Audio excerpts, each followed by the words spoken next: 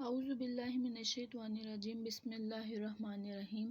حضرت عبداللہ بن عمر رضی اللہ عنہما نے کہا، میں نے اپنی بیوی کو اس حالت میں طلاق دی کہ وہ حائضہ تھی۔ حضرت عمر رضی اللہ عنہ نے یہ بات نبی صلی اللہ علیہ وآلہ وسلم کو بتائی تو رسول اللہ صلی اللہ علیہ وآلہ وسلم سخت غصے میں آئے۔ پھر فرمایا، اسے حکم دو کہ اس سے رجوع کرے تاکہ اسے اس حیض کے سوا جس میں اس نے اسے طلاق دی ہے دوسرا حیض شروع ہو جائے۔ اس کے بعد اگر وہ اسے طلاق دینا چاہے تو اسے طلاق حیض کے بعد پاک ہونے کی حالت میں مباشرت کرنے سے پہلے طلاق دے۔ یہی عدت کے مطابق طلاق ہے جس طرح اللہ نے حکم دیا ہے۔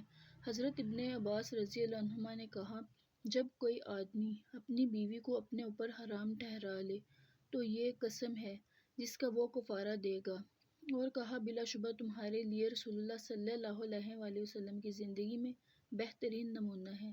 عائشہ رضی اللہ عنہما نے کہا، جب رسول اللہ صلی اللہ علیہ وآلہ وسلم کو حکم دیا گیا کہ وہ اپنی بیویوں کو اختیار دیں تو آپ نے اس کی ابتدا مجھ سے کی اور فرمایا، میں تم سے ایک بات کرنے لگا ہوں، تمہارے لیے اس بات میں کوئی حرج نہیں کہ تم اپنے والدین سے مشورہ کرنے تک جواب دینے میں جلد سے کام نہ لو۔ انہوں نے کہا، آپ کو بخوبی علم تھا کہ میرے والدین مجھے کبھی آپ سے جدا ہونے کا مشورہ نہیں دیں گے۔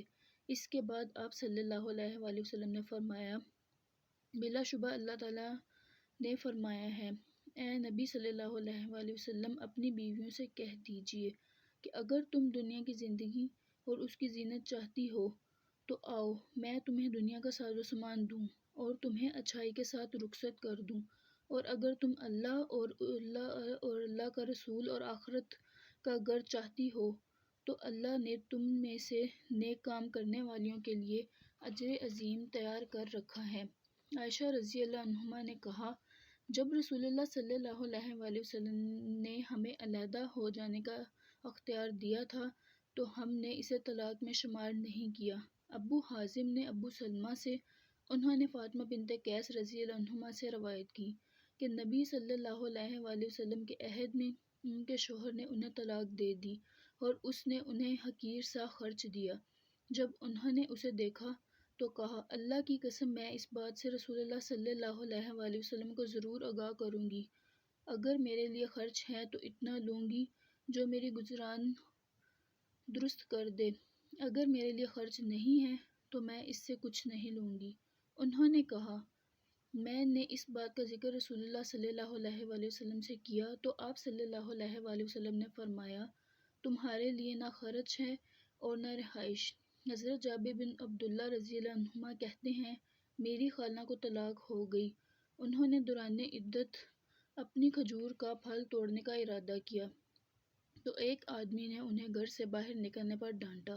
وہ نبی صلی اللہ علیہ وآلہ وسلم کی خدمت میں حاضر ہوئیں تو آپ صلی اللہ علیہ وآلہ وسلم نے فرمایا، کیوں نہیں اپنی کھجوروں کا پھل توڑو، ممکن ہے کہ تم اس سے صدقہ کرو یا کوئی اور اچھا کام کرو۔ زینب رضی اللہ عنہما نے کہا، میں نے اپنی والدہ ام سلمہ رضی اللہ عنہما سے سنا، وہ کہہ رہی تھیں، ایک عورت رسول اللہ صلی اللہ علیہ وآلہ وسلم کی خدمت میں حاضر ہوئی اور عرض کی، اللہ کے رسول، میری بیٹی کا شوہر فوت ہو گیا ہے اور اس کی آنکھوں میں تکلیف ہے، کیا ہم اسے سرما لگا دیں؟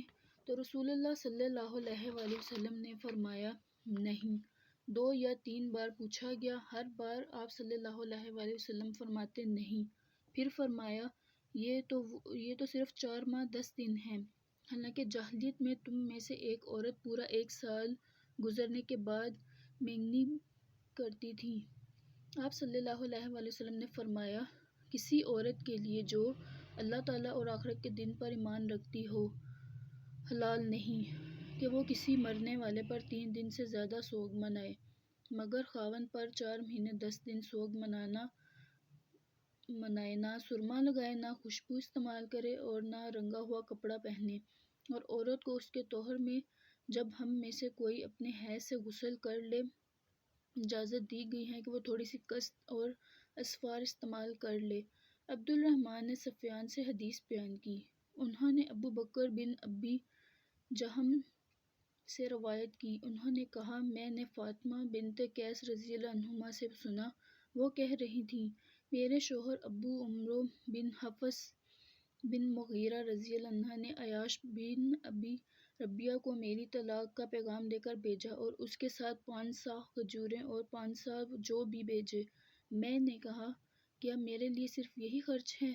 کیا میں تم لوگوں کے گھر میں عدت نہیں گزاروں گی؟ اس نے جواب دیا، نہیں۔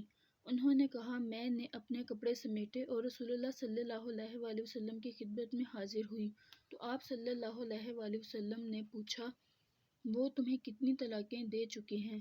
میں نے جواب دیا، 3۔